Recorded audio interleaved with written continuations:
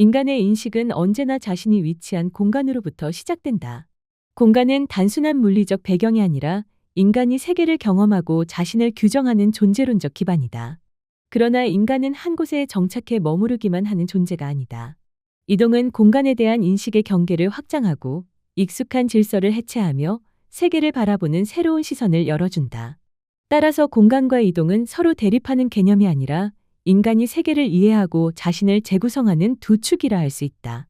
이번 강의는 이 두 개념이 어떻게 맞물려 작동하며 인간의 사유와 삶의 형식을 형성해 왔는지를 살펴본다. 저 멀리 우주 공간에서 시작하여 지금 여기 나의 위치를 특정해보자. 나는 우주의 수많은 항성 중 하나인 태양, 그 주위를 도는 행성 지구, 그 대륙 중 하나인 아시아, 그리고 그 속의 한 나라인 대한민국, 그 중에서도 경상북도에 있다. 이렇게 범위를 좁혀오면 마침내 지금 여기에 나에게 닿는다.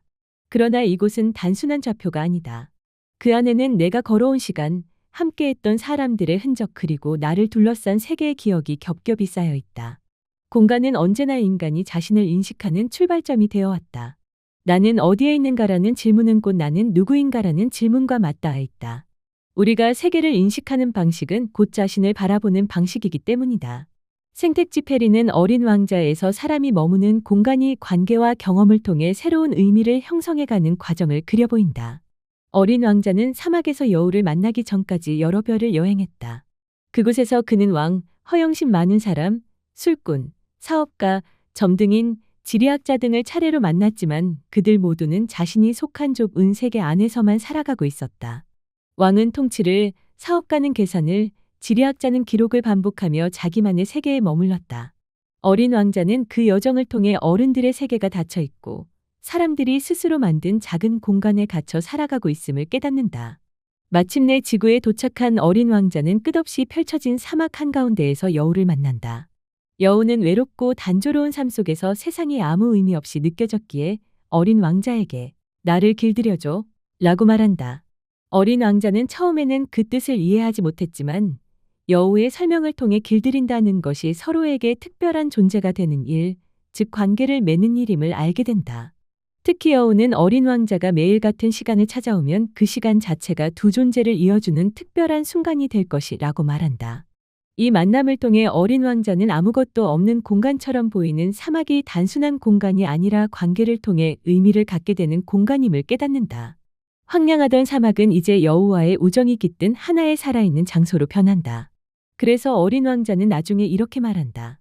사막이 아름다운 것은 어딘가에 우물이 숨어있기 때문이야. 그가 바라보는 사막은 더 이상 텅 빈 모래벌판이 아니다. 그 속에는 보이지 않는 의미, 관계, 그리고 자신이 살아온 시간의 흔적이 숨어있다. 눈에 보이는 것만으로는 공간을 다 알 수 없다는 것, 그 안에는 마음이 부여한 세계가 함께 존재한다는 것을 어린 왕자는 비로소 이해하게 된다. 인간은 언제나 자신이 속한 경계를 넘어 새로운 세계를 상상해왔다. 눈앞에 현실이 전부가 아닐 수도 있다는 의심이 우리를 움직이게 하고 그 의심이 곧 문이 되어 길을 연다. 어린 왕자 가별과 별을 건너며 세계의 넓이를 배웠듯 우리 또한 새로운 공간으로 향하는 한 걸음마다 세계를 바라보는 시선을 넓혀간다. 공간의 경계를 넘는다는 것은 결국 세계와 자신을 동시에 새롭게 인식하는 일이다. 공간에 대한 사유는 세계와 나를 함께 비추는 거울과 같다. 내가 서 있는 자리를 인식하는 일은 곧 나의 정체성을 되묻는 일이다. 시간과 공간은 서로 떨어져 있지 않으며 우리의 삶은 그 두 축 위에서 끊임없이 새롭게 쓰인다. 어린 왕자가 보여주듯 세계의 넓이는 결국 마음의 깊이로 이어진다. 지금 내가 있는 자리의 의미를 성찰하고 그 경계 너머를 상상하는 일은 세계를 배우는 첫걸음이며 자신을 새롭게 이해하는 가장 고요한 길이다. 인간이 활동하고 살아가는 공간에 대한 탐구는 지도를 통해 집약된다. 지도는 당대의 지식 체계를 한 장의 지면 위에 집약해 놓은 세계 인식의 총체라 할 수 있다. 이러한 지도에는 사실적 지식뿐만 아니라 이념과 사상, 경험과 관념, 추측과 상상, 문명의 축적과 이동이 뒤섞여 있다. 따라서 지도는 경험과 지식의 총체일 뿐만 아니라 상상과 이념이 투사된 세계관의 상징물이기도 하다. 기원전 600년경에 제작된 것으로 추정되는 바빌로니아인의 점토판 지도는 세계 전체를 나타내고자 한 최초의 지도로 알려져 있다. 이 지도에는 당시 바빌로니아인들의 세계관이 반영되어 있다. 지도는 둥근 띠를 경계로 그 안과 밖으로 이루어져 있다. 중앙의 원반은 대지이자 동시에 그곳을 지배하는 신바빌로니아 제국의 영역을, 둥근 띠는 대지를 둘러싼 바다를 나타낸다. 바다는 좁은 띠 모양으로 그려졌지만 메소포타미아인들은 그것을 드넓은 대양이라 생각했다. 둥근 띠의 바깥 둘레를 따라 그려진 이등변 삼각형은 바다 저편에 존재하는 것으로 상상된 이역의 영역들을 나타낸다. 이처럼 점토판 지도는 경험 세계만이 아니라 대지에 군림하는 신바빌로니아 제9기라는 이념, 전설이나 신화를 바탕으로 한 가상 세계에 대한 상상까지 포함한 것이었다. 중세의 서유럽인들에게 널리 사용된 티오 지도는 신학이 중심이었던 중세 학문의 결정체라고 할 수 있다. 그들은 바빌로니아인과 마찬가지로 세상이 둥글다고 생각했다. 지도를 보면 오는 땅을 둘러싼 둥근 바다를 나타내고, 티는 육지를 세 개로 나누는 수로의 형태를 의미한다고 볼 수 있다. 동쪽이 위로 되어 있는 티오 지도에서는 T자형의 위쪽에 있는 가장 큰 구획이 아시아, 왼쪽 아래가 유럽, 오른쪽 아래가 아프리카가 된다. 이 지도를 오른쪽으로 90도 회전하면 현재 세대 6의 지리적 위치와 크게 차이가 나지는 않는다. 그러나 타오 십자가를 상징하는 T자형의 중앙에 예루살렘을 배치한 이 지도는 경험 세계의 재현보다는 중세 기독교적 세계관의 집약적 구축에 가까운 것이었다. 지도의 꼭대기에는 현실을 넘어선 이상향, 곧 천상의 파라다이스가 그려져 있는데, 이곳은 반드시 예루살렘을 통과해야만 도달할 수 있는 곳이다. 이러한 티오 지도는 중세 유럽의 기독교인들을 통해 수백 년간 유럽 세계에 널리 퍼져나갔으며 실제로 십자군 전쟁에서 사용되기도 했다. 한편 지도는 우리가 직접 볼 수 없는 넓은 세상을 한눈에 보여주는 강력한 도구이기도 하다. 조선시대 김정호가 만든 대동여 지도는 방대한 자료의 수집과 정교한 편집 그리고 세밀한 현장 조사와 관찰을 통해 완성된 지식의 결정체였다. 그러나 이 지도에는 당시 사람들의 풍수 사상도 깊이 담겨 있다. 지도 속 마을이나 왕릉이 주변 산줄기에 둘러싸여 있는 모습, 중심 지역의 뒤쪽 산이 실제보다 크게 그려진 점 등에서도 그러한 풍수의 영향을 쉽게 찾아볼 수 있다. 대동여 지도의 가장 큰 특징은 산맥을 그리는 방식과 지도 기호의 활용이다. 김정호는 산을 하나하나 따로 그리지 않고 여러 봉우리를 이어 하나의 산줄기로 표현했다. 또 산줄기의 굵기를 달리해 산의 크기와 높낮이를 평면 위에서도 입체적으로 느낄 수 있게 했다. 그는 능, 역, 산성, 창고 등을 표시하기 위해 직접 만든 14가지의 지도 기호를 사용해 정보를 체계적이고 효율적으로 정리했다. 특히 강은 곡선으로, 도로는 직선으로 구분해 그렸으며 도로에는 심리마다 점을 찍어 거리를 가늠할 수 있도록 축척 기능도 담았다. 대동여 지도는 나무판에 새겨 찍어낸 목판본 지도로 만들어졌다. 이는 필사본 지도에서 생길 수 있는 오류를 줄이고 더 많은 사람이 편리하게 사용할 수 있도록 하기 위한 것이었다.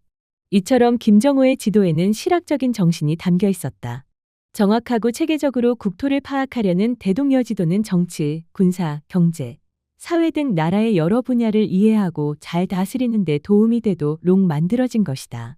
근대적인 세계 지도는 둥근 지구의 모양을 평평한 종이 위에 그대로 옮기는 방법을 찾는 과정에서 만들어졌다. 1569년 네덜란드의 지리학자 메르카토르가 만든 메르카토르 도법은 그 해결책이 되었고 이후 근대의 지도 제작의 기초가 되었다. 이 방법은 지구를 원통 모양으로 펼쳐서 그리는 투영법을 응용한 것이다. 직사각형 종이로 지구의 적도 부분을 감싼다고 생각해보자. 그 다음 지구의 중심에서 빛을 비추면 지표면의 모양이 종이의 그림자처럼 비쳐나온다. 이 그림자를 그대로 따라 그린 뒤 종이를 펼치면 원통 도법으로 만든 지도가 완성된다. 이때 지구의 둥근 면을 평면에 옮기기 위해 세로 방향은 줄이고 가로 방향은 그대로 두는 특별한 계산법을 사용한다. 이것이 바로 메르카토르 도법이다. 이 도법으로 그린 지도에서 출발점과 목적지를 직선으로 연결하면 그 선과 위선 사이의 각도를 재어 정확한 방향을 알 수 있다. 나침반과 각도기만 있으면 한 장의 지도만으로도 항해할 수 있었기 때문에 이 지도는 오랫동안 항해용 지도로 널리 쓰였다.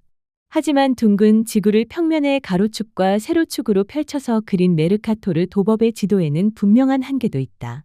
이 지도는 방향을 정확하게 표시할 수 있는 대신 면적과 형태가 왜곡된다는 문제를 지닌다.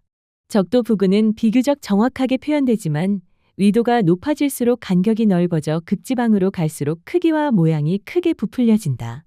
오늘날의 실측 지도를 겹쳐보면 그 차이가 뚜렷하다. 예를 들어 실제로는 중국의 4분의 1, 아프리카의 14분의 1 정도밖에 되지 않는 그린란드가 중국보다 크게 그려져 있으며 북쪽으로 갈수록 나라들의 크기가 실제보다 훨씬 과장되어 나타난다. 이처럼 지구 전체를 한 장의 종이 위에 정확하게 옮기려는 인간의 노력은 완벽하지 않았다. 항해에 꼭 필요한 각도의 정확성은 얻었지만 면적 거리 방향의 정확성은 어느 정도 포기해야 했다. 그 중에서도 면적의 왜곡은 특히 심각했다. 이러한 왜곡은 단순한 기술적 한계가 아니라 정치적 의도와 결합한 시각적 장치로 이용되었다. 예를 들어 북반구의 나라들이 실제보다 크게 그려지고 남반구의 대륙들이 작게 표현되면서 유럽 중심의 세계관과 제국주의적 우월 의식이 과학의 이름으로 정당화되었다. 결국 근대의 지도는 종교적 세계관에서 벗어나 객관적이고 정밀한 세계를 그리려 했지만 권력과 이념이 투영된 세계의 초상으로 남았다. 오늘날 지도는 또 한 번의 근본적인 변화를 맞이하고 있다.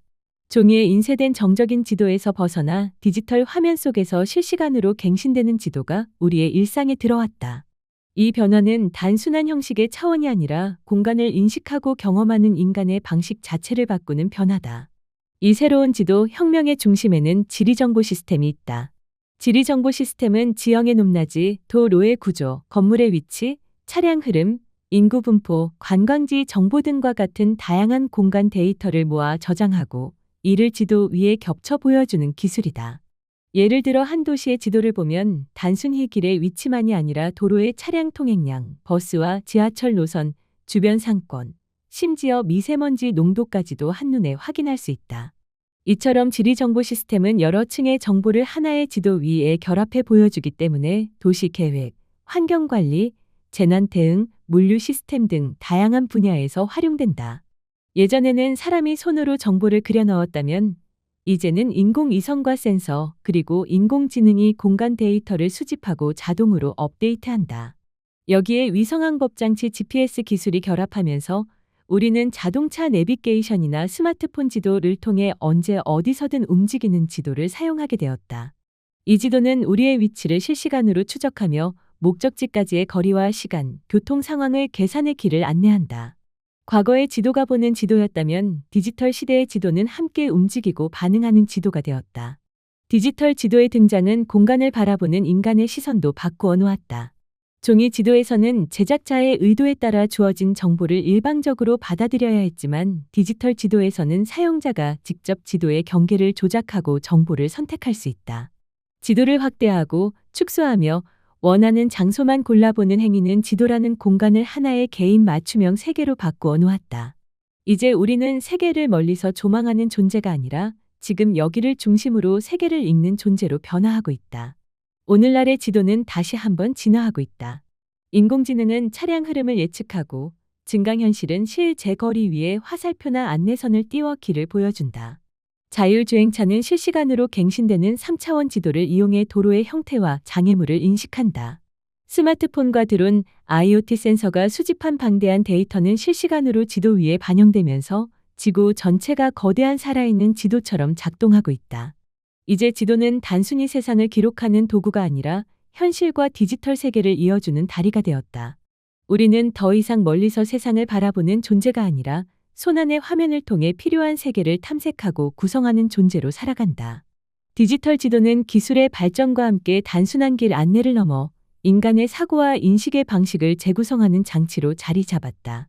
결국 달라진 것은 공간 자체가 아니라 그 공간을 인식하고 해석하는 우리의 방식이다. 오늘날의 인간은 과거 어느 때보다도 더 먼 거리를 더 자주, 더 빠르게 움직이고 있다. 이동은 우리 일상의 흐름을 지배하고 있으며 사람들의 생활 반경은 과거보다 훨씬 넓어졌다. 매일 450만 명의 사람들이 비행기를 이용하고 전 세계 항공 승객 수는 연간 약 44억 명에 이른다. 이와 함께 전 세계의 자동차 운행 대수도 가파르게 증가하고 있다. 1998년 5억 5천만 대에서 2009년 9억 8천만 대, 그리고 2019년에는 14억 9천만 대로 그 수요가 급격히 증가하고 있다.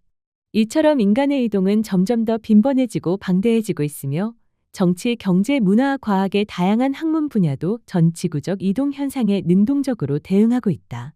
전 세계가 인간이 만들어내는 모든 규모의 이동으로 가득한 오늘날, 미국의 철학자 토마스 네일은 지금이야말로 모든 것은 움직인다.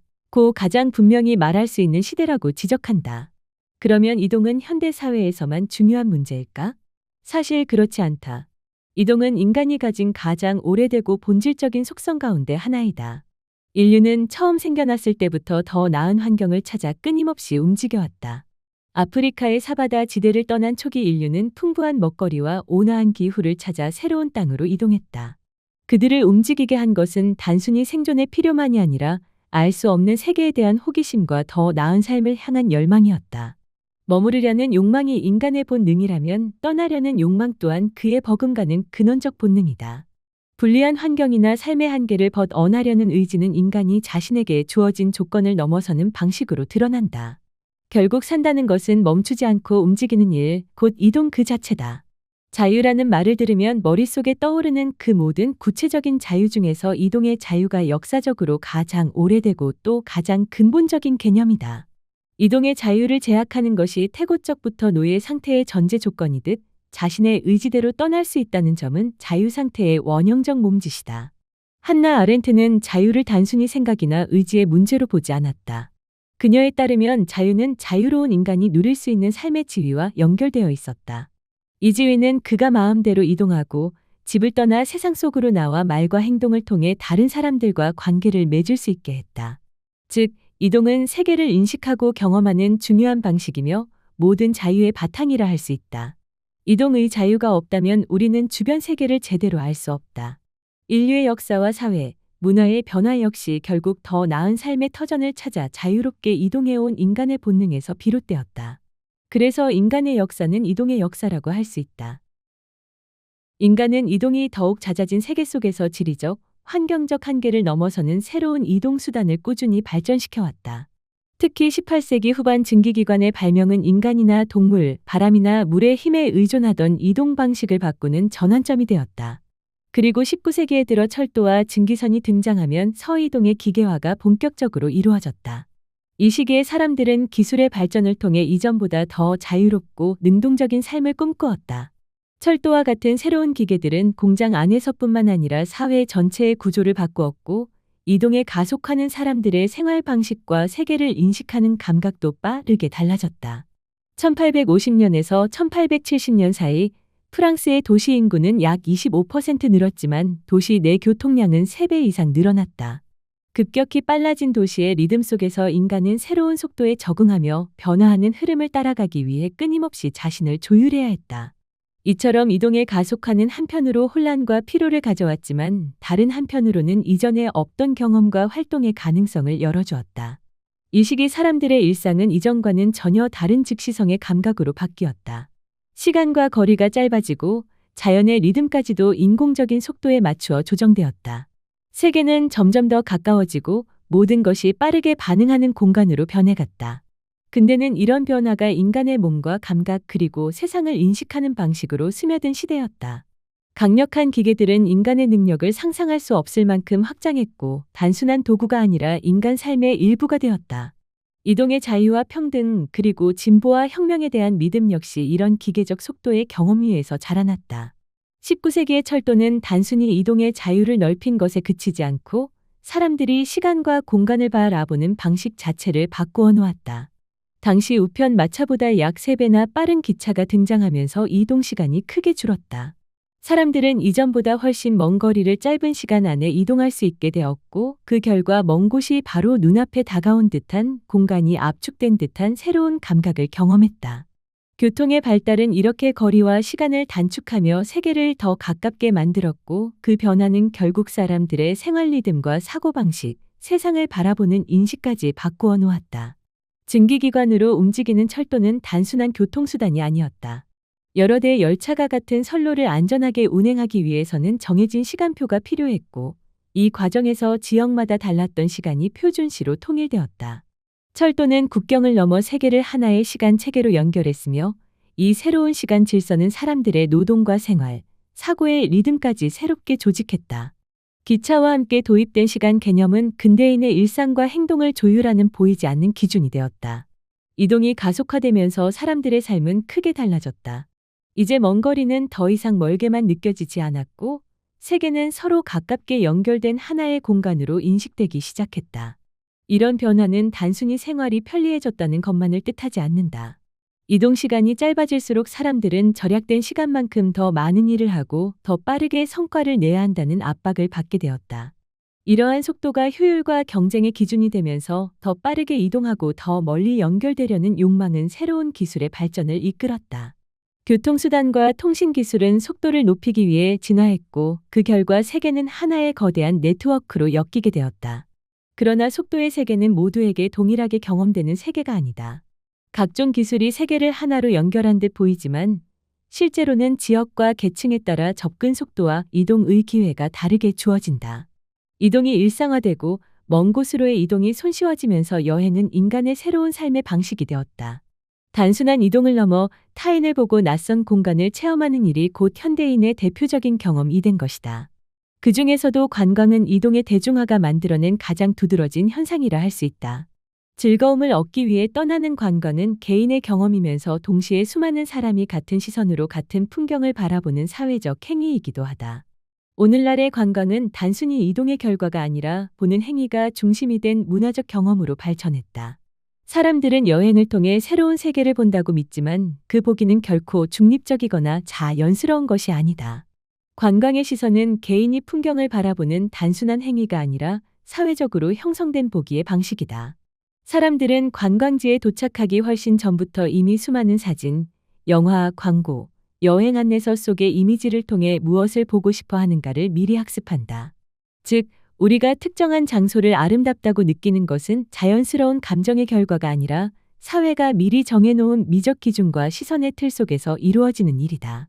이런 의미에서 시선이란 타고난 감각이 아니라 사회가 만들어낸 인식의 형식이며 관광의 시선 역시 시대와 문화가 길러낸 시각적 습관이라 할 수 있다.